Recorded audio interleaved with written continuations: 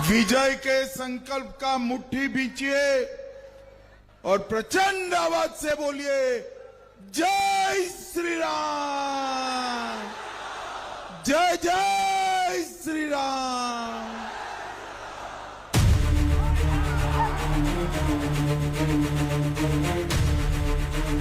बिहार में चुनावी जीत के लिए ऐसी विजय की मुट्ठी अमित शाह ने बंधवाई, जहां विपक्ष अब मुट्ठी भर ही रह गया। यह अमित शाह की रणनीति का नतीजा कहा जा रहा है, जहां राहुल गांधी लोकसभा चुनाव के बाद लगातार वोट चोरी का सबसे बड़ा मुद्दा लेकर अब की बिहार चुनाव में उतरे, लेकिन न मुद्दा चला न कांग्रेस चली। गठबंधन में लड़कर अब तक का सबसे खराब प्रदर्शन बिहार में कांग्रेस ने किया। यह अमित शाह की रणनीति का नतीजा रहा, जहां एनडीए के सारे मंत्री जो चुनाव में उतरे वो विजयी रहे। वहीं विपक्ष में तेजस्वी यादव तक को अपनी सीट किसी तरह गिरते पड़ते जीतने को मिली। डिप्टी सीएम कैंडिडेट बने मुकेश सहनी की पार्टी का खाता विपक्ष में नहीं खुला। आरजेडी को इतिहास का दूसरा सबसे खराब प्रदर्शन करना पड़ा। कहा गया, सीट की सियासत में चुनाव की बिसात पर एक एक गोटी अमित शाह ने ऐसी सेट की थी, जहां नतीजा भी खुद ही पहले ऐलान करने लगे, फिर चाहे वो सीट का रहा हो या चुनावी जश्न का वक्त का। आपकी नजर में क्या स्थिति दिख रही है? बहुत अच्छी स्थिति है, हम कंफर्टेबल पोजीशन में हैं। हम 160 से ज्यादा सीटों के साथ बिहार में बहुमत प्राप्त करेंगे। 160 का आप दावा कर रहे हैं? मतलब 160 से ज्यादा का। से ज्यादा। चुनाव का नतीजा जानना चाहते हो क्या? जानना है क्या? अरे जोर से बोलो, जानना है क्या?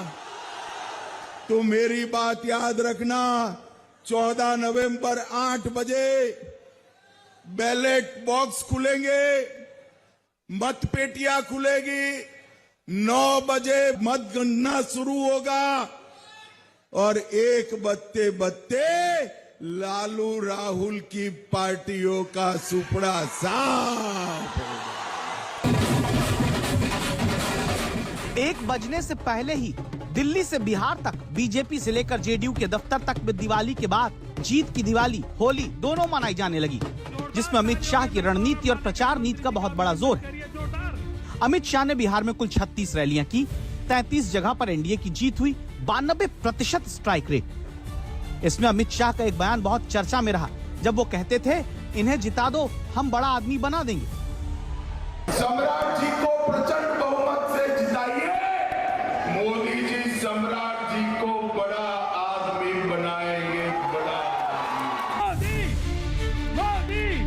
बिहार के चुनाव में अगर एनडीए इस बार इतिहास रच रहा है तो यकीन मानिए इसमें अमित शाह की रणनीति का बहुत बड़ा हाथ है, जिसे आपके लिए हमने खोज कर निकाला। इसे देखकर आप समझ जाएंगे कैसे मैन टू मैन मार्किंग और सीट टू सीट चक्रव्यूह खुद अमित शाह रचते हैं। सबूत राघोपुर सीट है, जहां पर महागठबंधन के मुख्यमंत्री पद के उम्मीदवार तेजस्वी यादव तक को जीत के लिए संघर्ष अमित शाह की रणनीति ने करा दिया। कैसे का जवाब अब आप सुनिए। 2020 में तेजस्वी यादव को राघोपुर से 38,000 वोटों से जीत हासिल हुई थी, लेकिन इस बार राघोपुर से जीत हासिल करने के लिए तेजस्वी को कड़ा संघर्ष करना पड़ा, जिसके बाद वो 14,500 वोटों से यहां से जीत पाए, क्योंकि चुनाव से ठीक 5 दिन पहले अमित शाह ने तेजस्वी यादव की घेराबंदी कर दी थी। दरअसल 6 नवंबर को राघोपुर में मतदान होना था और उससे ठीक पहले यानी कि 5 दिन पहले 1 नवंबर को बीजेपी में राकेश रोशन को शामिल कराया गया। दरअसल राकेश रोशन वो शख्स हैं जिन्होंने 2020 में राघोपुर से लोक जनशक्ति पार्टी के टिकट पर चुनाव लड़ा था और 25,000 वोट हासिल किए थे। बताया जाता है कि राघोपुर में राजपूत समाज के अंदर राकेश रोशन की अच्छी खासी पकड़ है, जिसकी वजह से राघोपुर में तेजस्वी यादव इस बार घिर गए थे। अमित शाह की रणनीति 4 चीजों पर टिकी है। टिकट बंटवारे में हंगामा कटने ना पाए, किसी सीट पर बागी उठने ना पाए, गठबंधन का आपसी वोट विपक्ष को बंटने ना पाए, और जहां मामला कमजोर है वहीं पर सारा जोर है। आप एनडीए पर भरोसा करिए, जंगल राज को हम आने नहीं देंगे, बिहार में घुसने नहीं देंगे। महागठबंधन दरअसल एक बात को लेकर बहुत अपनी बात बार बार कहता था कि जहां पर आपको आरजेडी के सामने अपना ही कोई सहयोगी, कांग्रेस के सामने कोई लेफ्ट का सहयोगी खड़ा हुआ दिखता था, वो कहते थे ये तो फ्रेंडली फाइट है। पर चुनावों में फ्रेंडली फाइट आखिर होता क्या है, वो महागठबंधन को अच्छी तरीके से पता चला जब उसके 12 से 12 जगह जहां पर एक फ्रेंडली फाइट हो रहा था वहां पर वो सीटें हार गया। वहीं भारतीय जनता पार्टी के कई जो कैंडिडेट्स थे उनके सामने उनका कोई बागी कैंडिडेट खड़ा दिखा, जिनको मनाने की पूरी कोशिश की गई। इन सीटों का भी हाल हम आपको दिखाते हैं। असल में अमित शाह की रणनीति को अगर चुनाव में पूरी तरह समझना है तो कुछ वीडियो पर आपको गौर करना होगा। याद करिए, अक्टूबर का महीना, पहले चरण का नामांकन पूरा होने वाला था। पटना में एक बैठक के बाद उपेंद्र कुशवाहा अचानक रात में मीडिया के सामने आए, बयान दे दिया कि एनडीए में सब ठीक नहीं है। सर, आप नाराज हैं या नहीं है सर? नाराज और प्रसन्न होने का कोई मामला नहीं है, आपको उनसे सवाल पूछना चाहिए था। लेकिन पहले आपने अपने लोगों से माफी मांगी, फिर शेरो शायरी आपने की, साजिश की बात कही। क्या उपेंद्र कुशवाहा के साथ साजिश हो रहा है? देखिए, क्वालिटी ऑफ सीट नहीं मिला है। This time nothing is well in NDA. Thank you. इसके कुछ ही देर बाद अगली सुबह उपेंद्र कुशवाहा दिल्ली पहुंचते हैं, अमित शाह से मिलते हैं। बाहर आकर कहते हैं उम्मीद है कि आगे कठिनाई नहीं होगी। आप जानते हैं कि अमित शाह ने क्या और कैसे किया, और सिर्फ एक साथी के लिए नहीं बल्कि पूरे गठबंधन को साध कर, संभाल कर, समन्वय बनाकर शाह चलते रहे। जैसे उपेंद्र कुशवाहा नाराज थे तो आरएलएम के 2 उम्मीदवारों को एक सिंबल बीजेपी ने दिया, एक सिंबल शाह ने जेडीयू से दिलवाया। जेडीयू के प्रत्याशियों में 3 बीजेपी, 2 एलजेपी और 1 आरएलएम के नेता सेट किए गए। एलजेपी को गठबंधन में बीजेपी ने 29 सीट दी, लेकिन बीजेपी के 8 नेताओं को एलजेपी का प्रत्याशी बनवा दिया। अब आपको अमित शाह की रणनीति का एक ऐसा मंत्र बताते हैं जिसका नतीजा सामने आ चुका है। सितंबर के आखिरी हफ्ते की बात है। दिल्ली में भोजपुरी स्टार पवन सिंह, राष्ट्रीय लोक मोर्चा के नेता और एनडीए के सहयोगी उपेंद्र कुशवाहा के घर बीजेपी के राष्ट्रीय महासचिव विनोद तावड़े के साथ एक सोफे पर बैठे दिखे। तब इस मुलाकात के बाद विनोद तावड़े ने बाहर आकर वो ऐलान किया जिसकी गूंज अब बिहार विधानसभा चुनाव के नतीजे में दिख रही है। पवन सिंह और उपेंद्र कुशवाहा का वो मिलन अमित शाह ने ही करवाया, जिसका नतीजा ये रहा कि बीजेपी के साथ आकर अपनी सियासी पारी और प्रचार की शुरुआत पवन सिंह करने लगे। अब आपको लगेगा कि जो जीत बिहार में मिली है इसमें पवन सिंह का क्या रोल है, तो समझिए, अमित शाह छोटे समीकरण से बड़े सियासी हित साधते हैं। भोजपुर इलाके की बात है, 8 जिले में यहाँ 49 सीट आती है। एनडीए का ये बहुत कमजोर गढ़ है।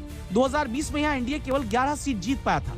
लोकसभा चुनाव में पवन सिंह की निर्दलीय उतरने से इसी इलाके की काराकाट सीट एनडीए हार गया था। लेकिन पवन सिंह और कुशवाहा को एक साथ करके इस बार अमित शाह ने ऐसा गणित सेट किया कि सारे नतीजे पलट चुके हैं। अब की बार भोजपुर में 49 में से 40 सीट एनडीए ने जीती है। जो महागठबंधन भोजपुर में पहले 37 सीट जीता था, अब की उसे 8 सीट पर लाकर अमित शाह की रणनीति ने खड़ा कर दिया। एक गठबंधन की सरकारें थी तब कुछ होता था? अरे जोर से बोलो, होता था? नहीं यार, होता था। कुछ भूल जाते हो। क्या होता था बताओ? चारा घोटाला होता था या नहीं होता था? बाढ़ का घोटाला होता था या नहीं होता था? जंगल राज आया था या नहीं आया था? अमित शाह ने टिकट बंटवारे से पहले अगर सब कुछ सेट किया तो टिकट बांटने के बाद भी वोट नहीं बंटने दिया। उदाहरण से समझिए, गोपालगंज सदर सीट पर बागी हुए अनिकेत कुमार को बाद में समझा बुझाकर पर्चा वापस करा दिया गया। पटना साहिब सीट पर शिशिर कुमार ने बगावत की तो उनका भी पर्चा वापस करा लिया गया। अलीनगर से जब मैथिली ठाकुर के खिलाफ विरोध होने लगा, अमित शाह ने वहां संजय सिंह को मना लिया। नरकटियागंज में बीजेपी की बागी रश्मि वर्मा को निर्दलीय नामांकन करने पर उन्हें समझा बुझाकर बैठा लिया गया। बेतिया में बागी प्रकाश राय को समझा बुझाकर बैठा लिया गया। वहीं दूसरी तरफ महागठबंधन जिन 12 सीट पर आपस में ही लड़ता रहा, वहां एकता नहीं बन पाई और महागठबंधन पूरी 12 सीट हार गया। और फिर चुनाव आया तो अमित शाह के नीतीश कुमार के नेतृत्व में चुनाव लड़ने की बात और चुनाव बाद विधायक दल में मुख्यमंत्री का फैसला करने वाली बात पर विपक्ष को लगा कि मौका हाथ आ गया है। लेकिन वो मौका भी अमित शाह ने विपक्ष से ये कहकर छीन लिया कि दिल्ली से पटना तक कोई वैकेंसी नहीं है। बिहार की बच्चियों को राजनीति में मौका चाहिए तो केवल और केवल भारतीय जनता पार्टी दे सकती है और कोई पार्टी। और ये माँ बाप दोनों, सोनिया जी राहुल को बनाना चाहते हैं, और लालू जी अपने बेटे को बनाना चाहते। दोनों को मैं कह देता हूं, सीएम या पीएम कोई भी सीट खाली नहीं है। यहां नीतीश कुमार जी है, वहां मोदी जी। पूरा संदेश देते हुए एक संदेश साफ साफ दिया। जब कानून व्यवस्था की बात भी हुई तो महिलाओं की बात इसमें हो ही जाती है, क्योंकि उसके साथ उन महिलाओं की सुरक्षा जुड़ जाती है। इससे पहले हमने देखा कि नीतीश कुमार ने जब भी वहां पर जब से शराबबंदी की, तब से महिलाएं पूरी तरीके से उनके साथ खड़ी रहीं। इस बार जीविका की शुरुआत हो चुकी थी, 10,000 रुपए खातों में जा चुके थे, जिसके जरिए महिलाएं अपना छोटा मोटा कुछ काम करना चाहती थी, स्वावलंबी हो रही थी। और इसीलिए ये महिलाएं थी जो मजबूती से एनडीए के साथ खड़ी रही।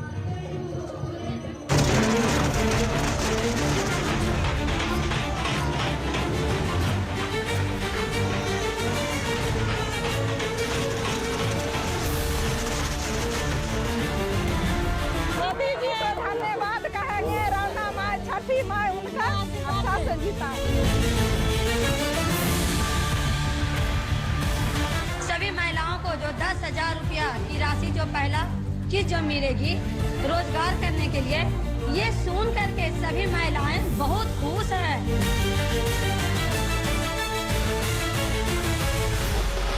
बिहार में एनडीए की ऐतिहासिक जीत बता रही है कि इस बार भी नरेंद्र मोदी और नीतीश कुमार को महिलाओं का भरपूर आशीर्वाद चुनाव में मिला।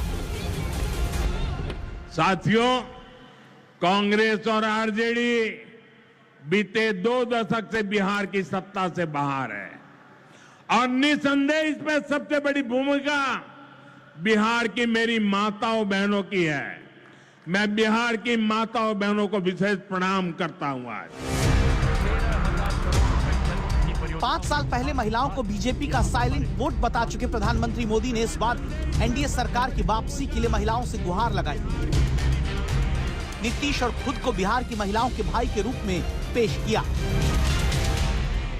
आपके 2 भाई नरेंद्र और नीतीश जी मिलकर आपकी सेवा, समृद्धि और आपके स्वाभिमान के लिए लगातार काम कर रहे हैं। केंद्र हो या फिर राज्य, बीजेपी और जेडीयू की सबसे बड़ी ताकत बनकर उभरी महिला वोटर ने इस बार भी मोदी और नीतीश की जोड़ी को निराश नहीं किया। महागठबंधन का बोरिया बिस्तर अब बांध दिया। मुख्यमंत्री महिला रोजगार योजना भी मातृशक्ति को सशक्त करने का एक बड़ा प्रयास है। अभी तक बिहार की 1,40,00,000 बहनों के खाते में 10-10 हजार रुपये पहुंच चुके हैं। ये योजना ऐसी नहीं है कि एक बार मदद मिल गई हो। एनडीए सरकार इस योजना के माध्यम से आगे भी बिहार की सभी बहनों को आगे बढ़ाने वाली है, ये मैं आपको वादा करता हूं। माना जा रहा है कि चुनाव से पहले महिलाओं के खाते में 10,000 रुपए ने ही सबसे बड़ा खेल करके तेजस्वी यादव की उम्मीदों पर इस बार भी पानी फेर दिया। बिहार सरकार की मुख्यमंत्री महिला रोजगार योजना ने बिहार में लालटेन जलने नहीं दी। योजना का मकसद महिलाओं को छोटा मोटा कारोबार शुरू करने के लिए प्रेरित करना रहा, जहां महिलाओं को खाते में सीधे 10,000 रुपए दिए गए। सितंबर में प्रधानमंत्री ने इस स्कीम का ऐलान किया और 1,40,00,000 महिलाओं के खाते में 10,000 रुपए ट्रांसफर कर दिए गए। इसी योजना को जीत की गारंटी माना जा रहा है। इस पूरा आरा जिला के तरफ से भैया, प्रधानमंत्री भैया के या नीतीश भैया के, पूरा दीदी, पूरा महिला के तरफ से हम फिर से बहुत बहुत धन्यवाद देतनी और बहुत बहुत आशीर्वाद भैया।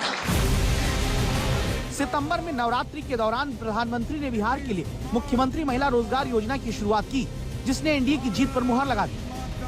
जबकि इसके जवाब में तेजस्वी यादव ने माई बहन मान योजना के तहत महिलाओं को 2,500 रुपए महीने देने का वादा किया, लेकिन उनके इस वादे पर जंगल राज का डर भारी पड़ा। आप याद करिए, जब आपको 10 रुपया भी अगर आपके पास है तो छिपा करके रखना पड़ता था। न बैंकों में खाता होता था, न कोई बैंकों में घुसने देता था। गरीब का स्वाभिमान क्या होता है, ये मोदी जानता है। इस बार 2 चरणों के विधानसभा चुनाव में मतदान 66% के पार रहा, जो 2020 के चुनाव के मुकाबले 10% अधिक रहा। इसमें सबसे बड़ा खेल महिलाओं ने ही किया। इस बार पुरुषों की तुलना में कम से कम 4,34,000 अधिक महिलाओं ने वोट किया। प्रतिशत के हिसाब से महिलाओं का मतदान प्रतिशत 71.6% रहा, पुरुषों का 62.8%। कुल मिलाकर पुरुषों के मुकाबले महिलाओं ने 10% ज्यादा वोट किया। ये वही महिलाएं हैं जिनमें जीविका दीदियां भी शामिल हैं, जिनके खाते में 10,000 रुपए आए हैं। 2005 के पहले का बिहार याद है? अंधेरा, गड्ढा, धूल, और अब रोड, लाइट, स्कूल, पूरा का पूरा बिहार चमक रहा है, बिल्कुल हमारी साड़ी की तरह। हमने तो अपने पूरे खानदान में कह दिया है कि वोट देना है तो नीतीश जी को ही देना है, और अगर किसी ने वोट नहीं दिया ना, तब समझो रसोई बंद, चूल्हा ठंडा और भूख से मरो। बिहार से आए चुनाव नतीजों ने एक बार फिर साबित कर दिया कि महिलाएं न केवल पुरुष के मुकाबले ज्यादा वोट कर रही हैं, बल्कि अपनी पसंद के उम्मीदवार को भी वोट दे रही हैं। यानी महिलाएं अब सियासी तौर पर सत्ता बनाने और बिगाड़ने की ताकत रखती हैं, जिनका आशीर्वाद मोदी और नीतीश को लगातार चुनाव जिता रहा है। अब बात ही बोल रहा है, अरे काहे के लिए बोल रहे हो? जब उम्र तुम्हारा कम था, तुम्हारे पिताजी 7 साल मंत्री थे, और उसके बाद तुम्हारी माता 7 फिर मंत्री रही, आज तुम मुख्यमंत्री रहे, और उसके बाद क्या उस समय की स्थिति है? अभी बताओ कि पहले कोई महिला को कुछ दिया था? कोई महिला यहाँ पर अभी यहाँ पर संजय राउत वाले पर रिएक्शन। हाँ उस नहीं मालूम, नहीं देखी हो, देख लो पहले। उन्होंने महिलाओं को 10,000 रुपया कीमत लगाया। अच्छा पहले पूछ लो। देखिए यहाँ पर आप लोग सब जिस जीत का जश्न मनाने के लिए पहुंचे थे, मैं सच पूछती हूँ, मन में पता था इतनी बड़ी जीत होगी?